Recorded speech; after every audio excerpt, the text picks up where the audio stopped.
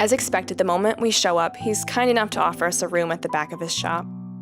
A single look at my face, I don't even need to say anything, and the next thing we know, he's leading us in.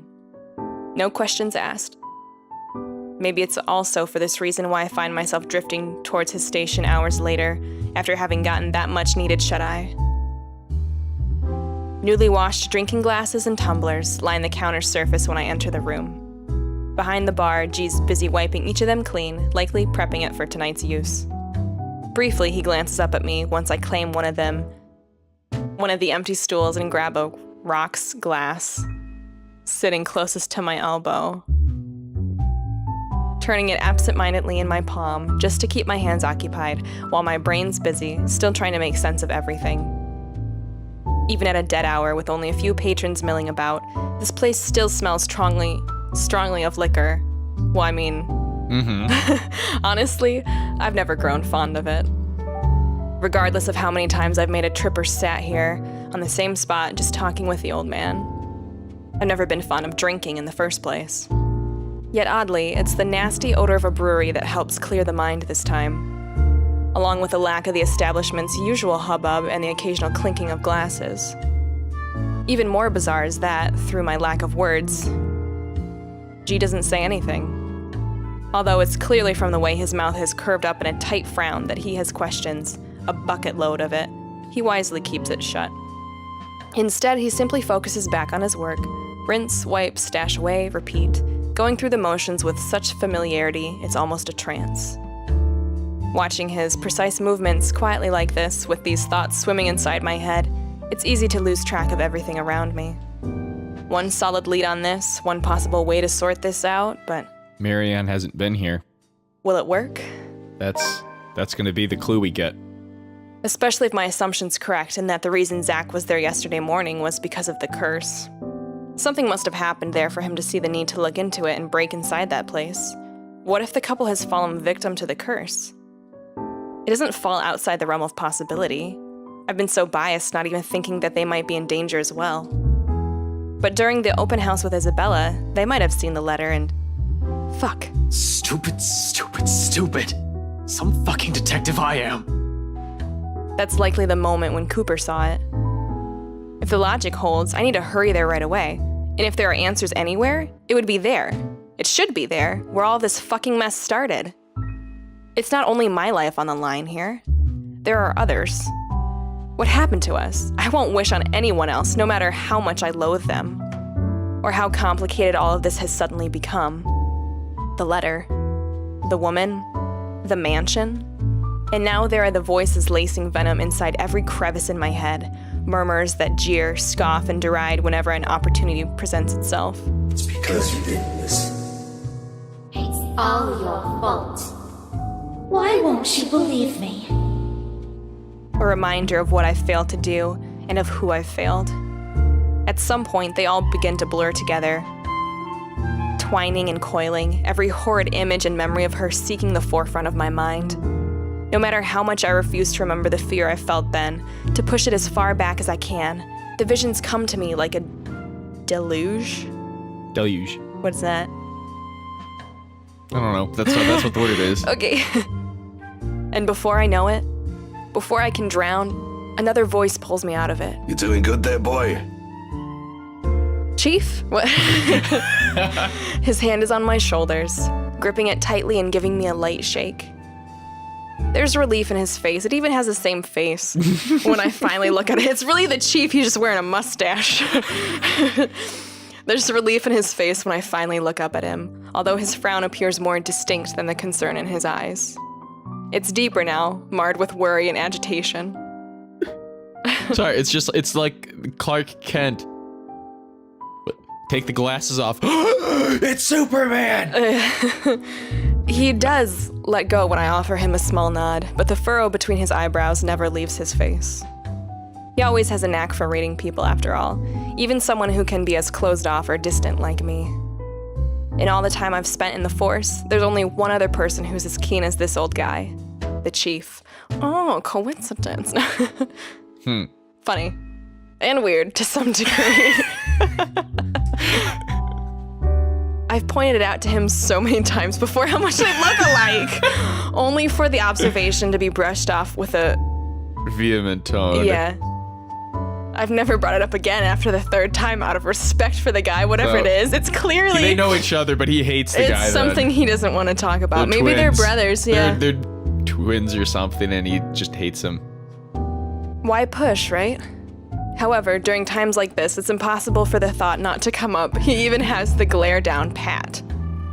Under his wordless scrutiny, I feel like a damn rookie again. You're looking a bit green. Sure you got plenty of rest back there? You were only out for an hour or two. Wouldn't hurt to try and get some sleep. I'll keep an eye out. No need. Don't worry about me. I won't be able to get some sleep anyway. Not with her face still a clear picture in my head. No. Dad, heard that from you before. Not buying it.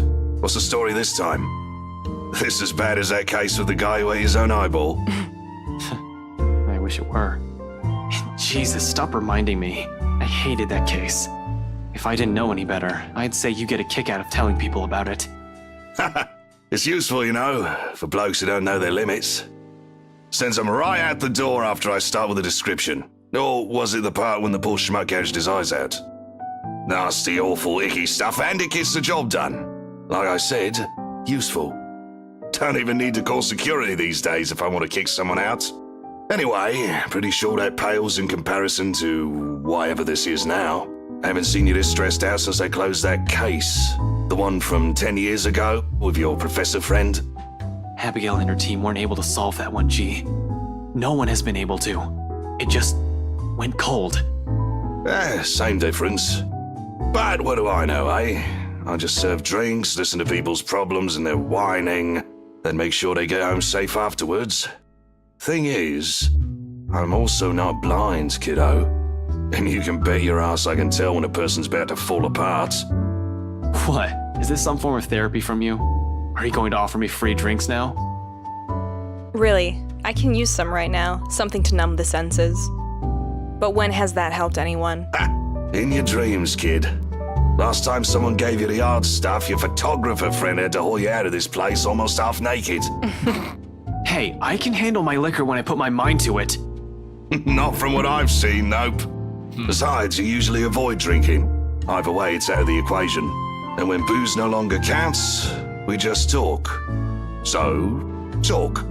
It's not like anyone within earshot will care. That chap over there only wants his cricket matches. I doubt you believe it, G. I've heard worse stuff. Try me. You know that mansion down at Anslum? Yeah, who doesn't? You live in this town long enough, it's impossible not to hear a thing or two about it. Bloody locals. Well, my friend found a primitive version of a chain letter in there. Now that we've seen it, we're cursed. A beat passes. For a long moment, G stands there unmoving. His hand stops short of placing the glass he's been wiping prior back to a rack on his left. All while, he stares at me with eyes that are nothing short of scrutinizing. He probably assumes I'm joking. Who wouldn't? Not a week ago, I've been put in the same position.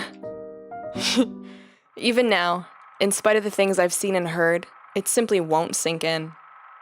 Or maybe this is just desperation creeping in, the idea that I may not be able to find a way out of this. Whatever the case is, for people who hasn't experienced what I'm going through, this will merely sound like an awful Halloween prank. It's not a prank. This must have been what Isabella felt the whole time we made fun of her that day. This isn't a prank. I saw something.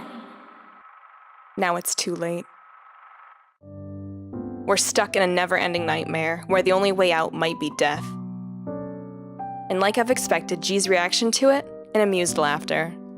It booms throughout the whole pub after a long bout of silence, like I've just told him a particularly funny joke. Okay. Good one, kid.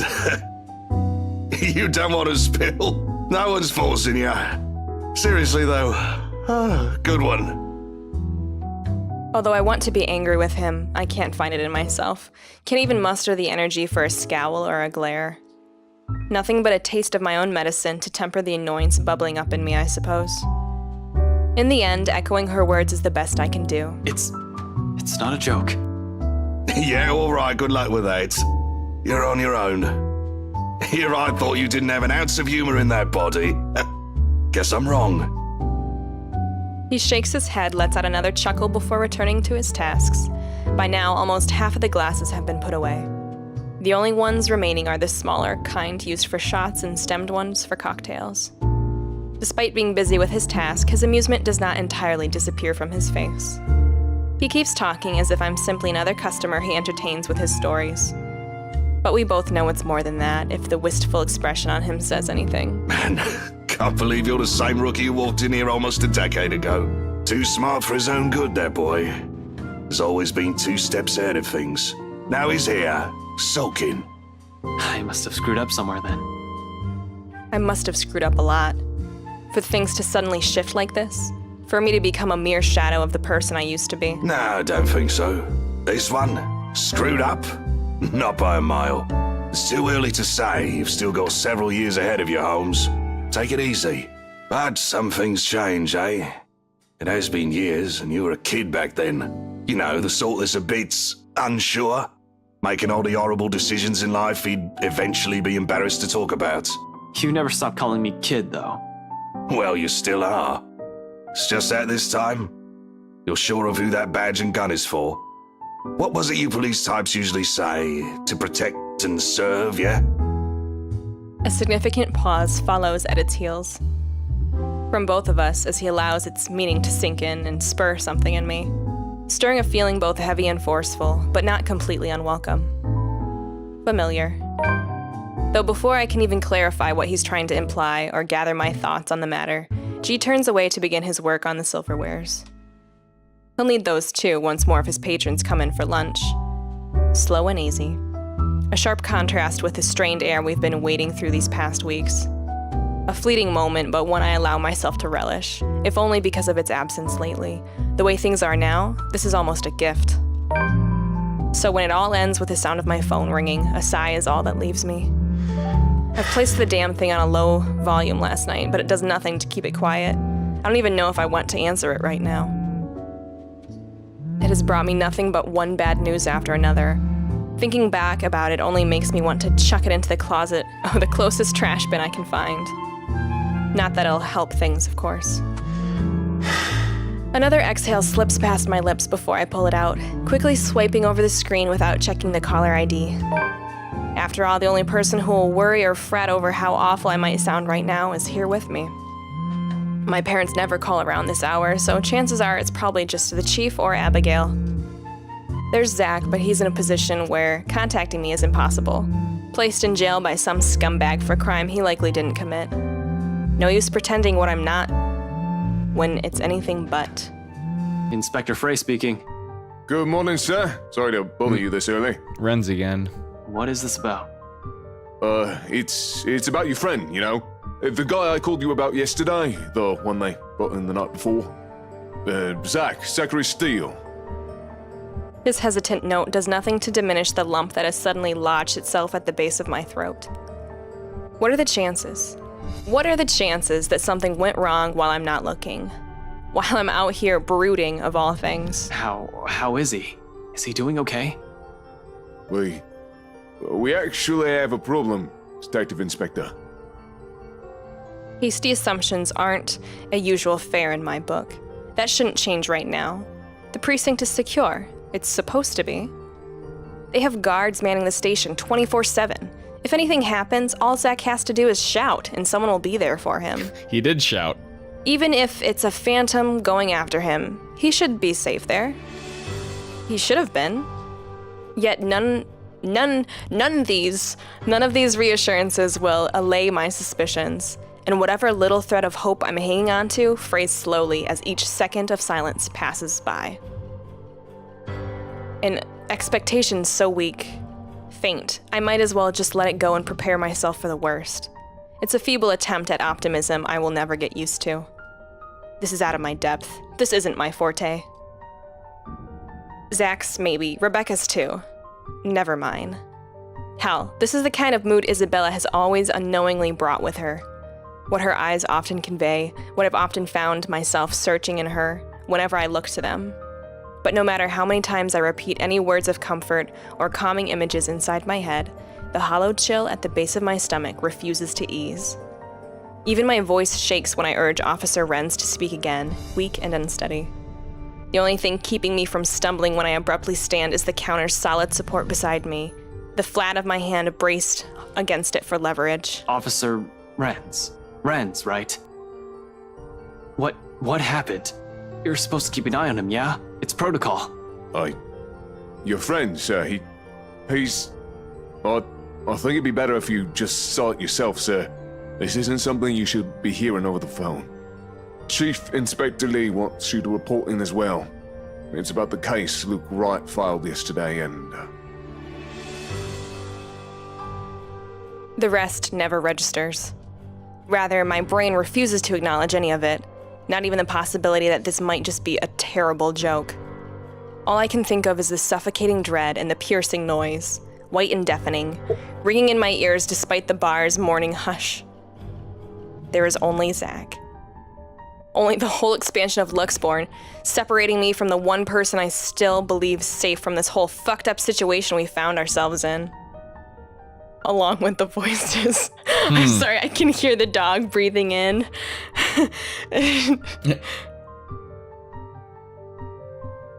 Vile ones. Whispers that taunt, jeer, and mock. Each vague utterance growing relentless as I make my way out of the bar without another word to G and slide back into my car. Driving off with my body on autopilot, mind in a daze and afraid. Utterly afraid. That I have lost someone in my life again. The whole precinct is in an uproar. Officers move in and out from the main work hall with rapid steps, phones blaring loudly from the comms room, and calls are being made from the dispatch area. The rest, who has been left standing, watch the whole commotion in a nervous energy. From further back, the chief's voice booms above the uproar. I'm not even shocked. He may appear like the bumbling fool on first glance, but he has kept this city safe for years. For something to happen in his jurisdiction, inside his own precinct, right under his nose, he has the right to be royally pissed. What do you mean you don't know? Don't give me that shite, Sergeant! How can one person, slip past you? You can't even keep an eye on one man! His statement gives me pause. Am I wrong? Did Zach escape somehow? I'm not condoning it, neither do I believe Zach's capable of doing, let alone thinking of it. But if it's what happened, I'll be equally as cross as the chief. This won't help the case. This will only complicate things with Wright and put the both of us in a tight spot. I won't be able to help him once red tape prevents me from doing so. Yet, a hint of relief still washes over me as I walk closer to my boss, mentally preparing myself for whatever reprimand he's about to dish out. What's happening, Chief? Except he merely glances at me with an inscrutable expression. Although, if I'm going to read deeper into it, I'll say it's the closest expression he can get to shooting me a pitying look. For the first time in my years in the Force, I find myself wishing to hear a reprimand from him. Whatever that stare means, it can't be good. Coupled with Officer Renz's tone this morning, it does nothing to calm the uneasy feeling in me. Fuck. Boss even seems relieved to see me. After the last few exchanges we've had these past 2 weeks, you'll think the man doesn't want to see me right now. About time you got in here. I got caught up in something. Sorry, Chief. What's going on? Is there a problem with Zach? He hesitates for a second before his frown eases with a long, dragged-out exhale. I'm not sure if you can call this a problem, Frey, but I'll let you be the judge of that. Follow me.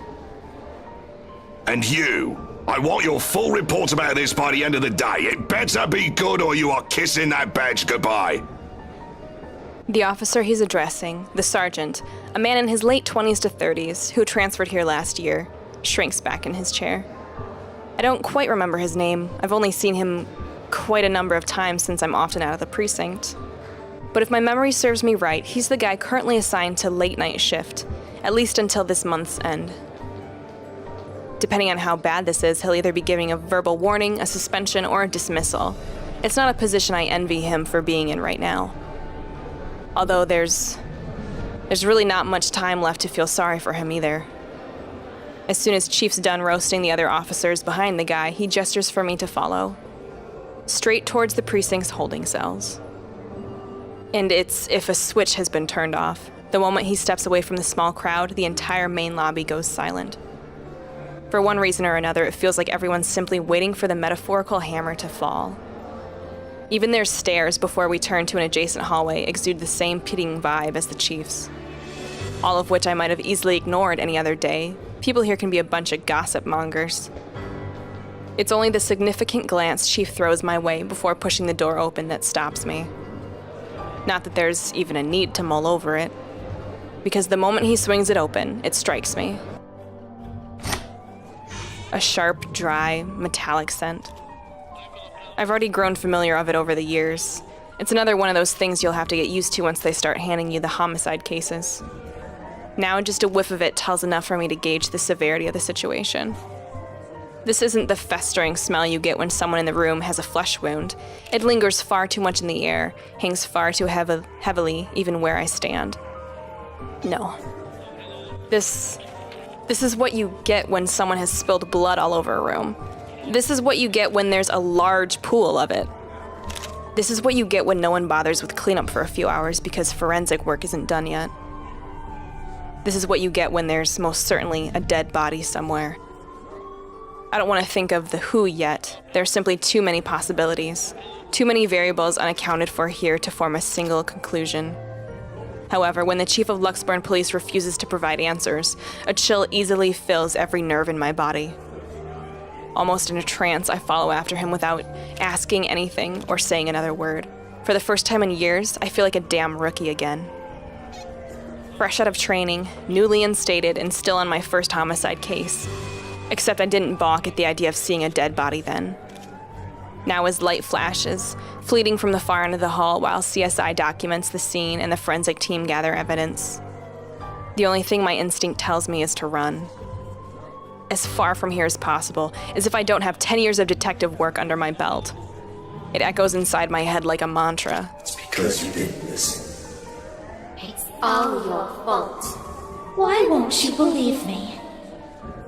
Over and over and over, rising and ebbing, a tidal wave of thoughts and murmurs surging and crashing against my ear.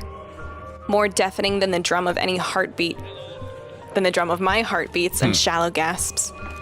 Churning and heaving till the cell finally comes into view and I'm afforded a clearer look of what's inside. The whole world stands still. He's got no eyeballs. Interesting that they kept bringing up that other guy. Yeah. In one single moment, every noise, every smell, every person in the room all ceases to matter. The second my eyes land on his prone form, there's only red. Red. Red. Red. Blood everywhere. On the floor, where a copious amount of it is pooled, on the walls, smeared on every crack and tile his hands can reach. On his face and shoulders, dripping from every gash and tear, flowing from the hollow gap where his eyes should have been. The custodial officer found him when they brought him breakfast.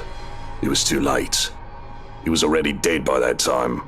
Some 3 to 4 hours, according to the blokes from forensics. There had been a struggle, based alone on the smear pattern left on the bars and floors, but only so much as this small cell will allow him. I can already imagine how it went down. He was likely left with no other choice, cornered like an animal at the mercy of his killer. In this cell, there would have been no escape. The only thing he would have been able to do is shout for help. Perhaps the same plea written on the floor closest to him. The same one left written on the pavement closest to Rebecca's remains. Help me. Help me. Help me. Help that he didn't even get. And it calls for a whole lot of questions. Not the hows. Logic has already flown out the window from the start. She has the means to get to us. Get to all of us. Bars and walls notwithstanding. The whys, though. No one heard him? Not even one from the guys on duty last night? Because Zach's not an idiot. He would have asked for help. He would have yelled. Oh, one of them did, but thought nothing of it. Then why didn't they do anything? He's just a room away!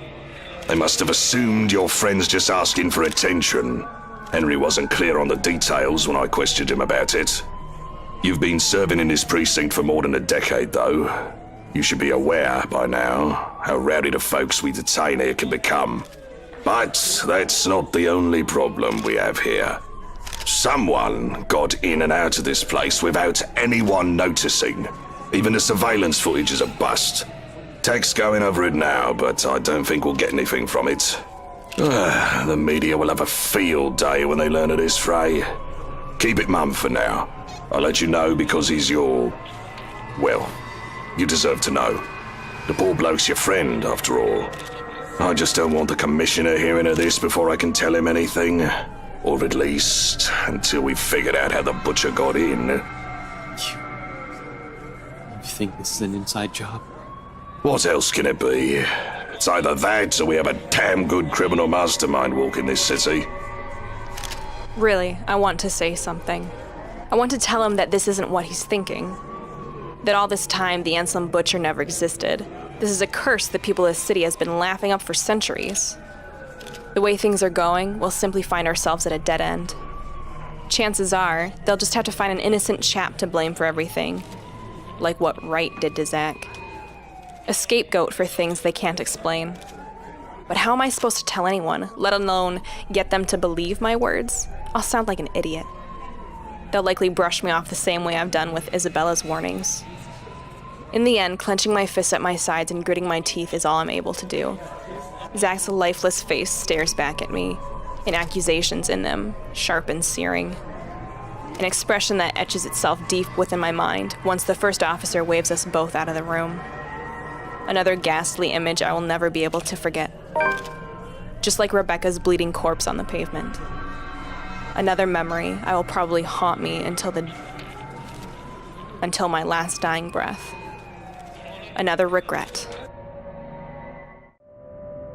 Chief dismisses me barely an hour later, sending me off with nothing but a light pat and another sorry expression. I'm not entirely sure if that's supposed to be reassuring. There's plenty more to do, a lot of people to call and tell, and all of it falls on me.